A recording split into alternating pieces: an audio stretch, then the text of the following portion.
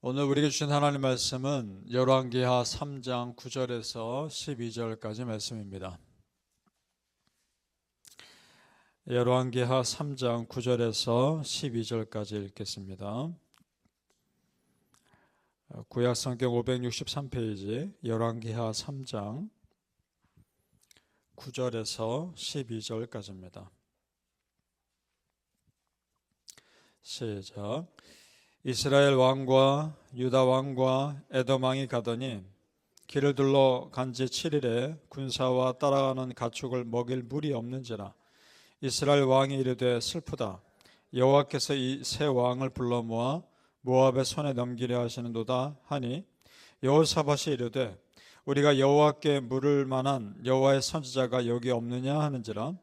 이스라엘 왕의 신하들 중에 한 사람이 대답하여 이르되 전에 엘리야의 손에 물을 붓던 사밧의 아들 엘리사가 여기 있나이다 하니 여호사밧이 이르되 여호와의 말씀이 그에게 있도다 하는지라.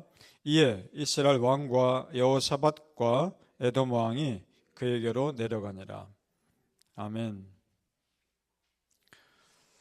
오늘 새벽 예배하신 하나님의 은혜가 우리 성도님들께 함께 하시기를 예수님 이름으로 축복합니다. 아멘.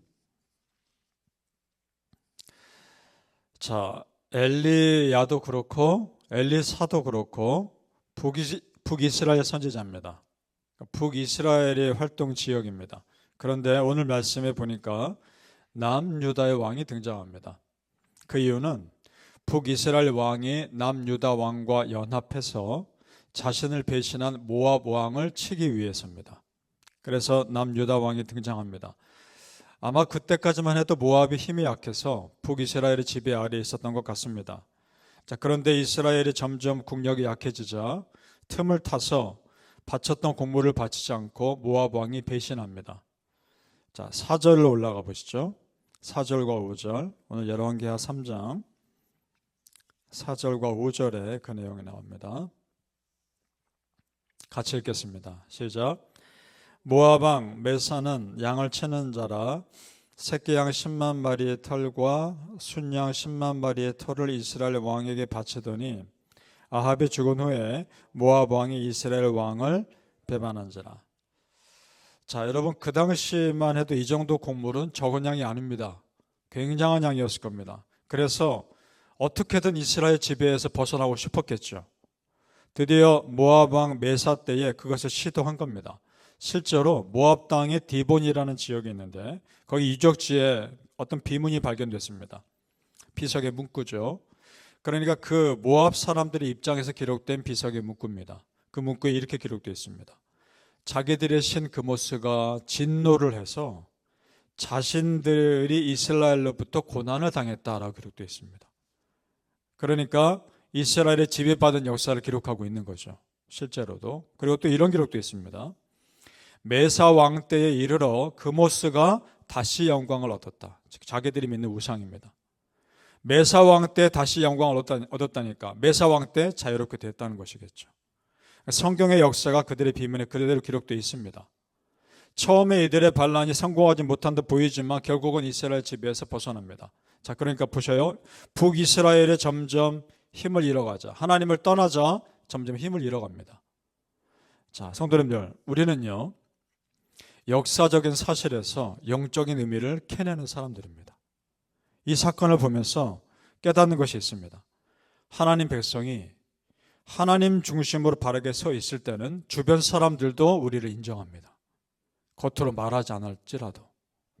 반대로 하나님 백성이 하나님을 떠나면 오히려 주변 사람들이 우리를 무시합니다. 왜냐? 하나님의 고귀함을 잃어버렸기 때문에 그렇습니다. 그러니까 하나님 백성이 하나님을 떠나면 아무것도 아닙니다. 하나님 믿는 우리는 하나님 옆에 붙어 있어야 합니다. 믿습니까? 성도님들, 하나님 믿는 자로서 내가 하나님께 붙어 있을수록 내 삶이 더 의미 있게 된다는 것을 믿으시길 축복합니다. 아멘. 자, 북이스라엘 왕은 당연히 남유다 왕과 연합해서 모압을 치료했을 겁니다. 힘이 더 있어야 되니까. 그런데 남유다 왕은 그러면 안 되는 것이었습니다. 왜냐? 북이스라엘은 이미 하나님 떠난 지 오래입니다. 다른 이방 우상 나라들과 똑같이 되어버렸기 때문입니다. 그것을 뻔히 알면서도 북이스라엘과 연합한다는 것은 아직 하나님 믿는 신앙에 남아있는 남유다의 왕으로서는 하면 안 되는 일이었습니다. 그래서 하나님이 선지자를 보내서 남유다 왕을 책망하십니다. 이때 남유다 왕이 여호사밧입니다. 그 내용이 역대하 19장 2절에 이렇게 기록되어 있습니다. 하나님의 아들 선견자 예후가 나가서 여호사밧 왕을 맞아 이르되 왕이 악한 자를 돕고 여호와를 미워하는 자들을 사랑하는 것이 옳으니까 그러므로 여호와께로부터 진노하심이 왕에게 임하리이다. 아멘. 지금 이 사건 때문에 이렇게 말하고 있는 겁니다. 자, 여기서 중요한 말씀 나오죠. 여호와를 미워하는 자들을 사랑하는 것이 옳으니까. 결정적인 말입니다. 북이스라엘 사람들이 여호와를 미워한 지 오래라는 겁니다. 그럼에도 남유다 왕이 북이스라엘 왕과 연합해서 모압을 치라는 이유가 있었겠죠. 모압이 남유다에도 위협이 되니까. 자, 성도님들, 하지만 그렇다 할지라도 믿음의 사람의 판단 기준은 세상에 되어가는 일들이 아닙니다. 우리 믿음의 사람의 판단 기준은 신앙의 옳고 그름이라는 겁니다. 믿습니까? 예를 들어 이런 겁니다. 내가 어떤 선택을 해야 할 때 그 선택으로 인해서 나에게 어떤 유익이 올 거라 생각하는 것이 아닙니다. 내가 어떤 선택을 할 때 이 선택이 내 신앙생활에 어떤 영향을 끼칠까를 생각해야 되는 겁니다. 믿습니까? 이것이 우리의 판단 기준입니다. 그러니까 우리 믿는 자의 판단 기준은 하나님 말씀이고 기도로 분별하는 겁니다.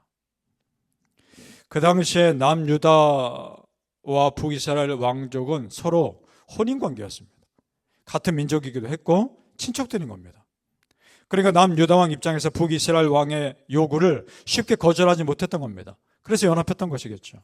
자, 따라 성도님들, 또 여기서 나옵니다. 우리 크리스천의 판단 기준은 세상의 친분이 아닙니다. 크리스천의 판단 기준은 하나님 말씀이고 조금 전에 말씀드렸듯이 기도로 분별해야 하는 것입니다. 이런 거죠. 아무래도 사람인지라 우리 사람은 평소에 가까이 있는 사람들 말을 듣게 되어 있습니다. 그런데 이것이 우리 약점일 수 있습니다. 아무리 가까운 사람이 말이라 해도 분별해서 들어야 합니다. 내가 이 사람의 말을 들음으로 인해 내 신앙에 어떤 영향을 끼칠 것인가를 생각하며 들어야 합니다. 그렇게 생각하며 들으면 그래도 어느 정도의 분별력이 생깁니다. 바라기는 성도님들, 우리가 있어야 할 자리는 믿음의 자리이고 우리가 들어야 할 소리는 믿음의 소리라는 것, 그걸 분명히 기억하시길 예수님 이름으로 축복합니다. 아멘. 자, 이 연합군이 문제가 생깁니다. 문제 생길 수밖에 없습니다. 마실 물이 떨어지고 물을 구할 방법도 마땅치 않습니다. 싸우기 전에 이미 지쳐버린 거죠. 9절을 보시죠. 다시 같이 읽어보죠. 9절 말씀 시작. 이스라엘 왕과 유다 왕과 에돔 왕이 가더니 길을 둘러 간 지 7일에 군사와 따라가는 가축을 먹일 물이 없는지라. 자, 이 구절에 또 하나 힌트가 나옵니다. 지금 또 누가 등장합니까? 에돔 왕이 등장하죠. 에돔은 완전히 이방 나라입니다. 그 조상이 야곱의 형 에서이지만 애초에 믿음 없는 민족입니다. 자, 그러니까 이방 나라와 연합해서 또 다른 이방 나라를 치는 거죠. 애초에 시작부터 잘못된 겁니다. 그러니 마실 물조차 구하지 못하는 겁니다. 자, 바로 그때 그래도 믿음에 있었던 남유다 왕이 이 상황에서 어떻게 할지 물어볼 하나님의 선지자를 찾습니다. 그래도 북이스라엘 왕은 그럴 생각조차 아예 없습니다. 자, 여기서 믿음의 사람과 믿음 없는 사람이 위기 때 어떻게 대처하는지가 다르죠. 여러분, 믿음의 사람은 위기 때 반드시 하나님 찾게 되어 있습니다. 그것이 살 길이라는 걸 알기 때문입니다. 여러분 믿습니까? 그때 누가 엘리사 선지자에게 누가 엘리사 선지자가 있다고 알려줍니다. 11절을 가보시죠. 또 같이 읽어보죠. 11절입니다. 시작. 여호사밧이 이르되 우리가 여호와께 물을 만한 여호와의 선지자가 여기에 없느냐 하는지라. 이스라엘 왕의 신하들 중에 한 사람이 대답하여 이르되 전에 엘리야의 손에 물을 붓던 사밧의 아들 엘리사가 여기 있나이다 하니. 아멘. 이것도 북이스라엘 왕이 알려준 것이 아닙니다. 그 신하들 중에 한 사람이 알려준 겁니다.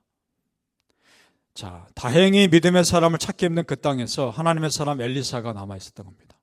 끝까지 남아 있는 하나님의 사람입니다. 자, 성도님들, 여러분이 그런 믿음의 사람 되십시오. 끝까지 남아 있는 믿음의 사람 되십시오. 누가 어찌할지 몰라 힘들어하거나 방황할 때 그때 생각나는 믿음의 사람이 되십시오. 그래서 그 사람이 조금이라도 하나님 믿음의 길을 잘 걸을 수 있다면 그것이 나에게도 축복이 되리라 믿습니다. 내 주변에 믿음의 사람이 있는 것도 중요하고 내가 믿음의 사람이 되어주는 것도 중요합니다. 믿습니까? 바라기는 성도님들, 아무리 급해도 믿음의 길을 선택하시고 많은 사람이 있어도 믿음의 사람 옆에 있으시길 예수님 이름으로 축복합니다. 아멘. 기도하겠습니다. 아버지 하나님 감사합니다. 내가 어떤 것을 판단하고 생각할 때 나의 삶에 어떤 유익이 있을까를 먼저 볼 것이 아니라 정말 내가 이 선택을 하고 이 결정을 하면 내 신앙생활에 어떤 일이 있을 것인가, 어떤 영향이 있을 것인가를 먼저 생각하게 하옵소서. 항상 우리의 판단 기준이 말씀이 되게 하시고 신앙이 되게 하시고 기도로 분별하게 하여 주시옵소서. 걸음걸음마다 지뢰밭이 얼마나 많은지 모르겠습니다. 세상에 나를 무너뜨리고자 하는 지뢰밭들이 너무나 많은데 잘 분별해 가게 하여 주시옵소서. 천군 천사로 우리 성도님들을 지켜주시옵소서. 기름 부어 주시옵시고 하늘의 은혜를 붙들어 주시옵소서. 어떠한 어둠의 세력도 틈타지 못하도록 강력한 하나님의 은혜의 손으로 붙들어 주시옵소서. 끝까지 남는 믿음의 사람들 다 되게 하여 주시옵소서. 감사하며 예수님 이름으로 기도합니다. 아멘.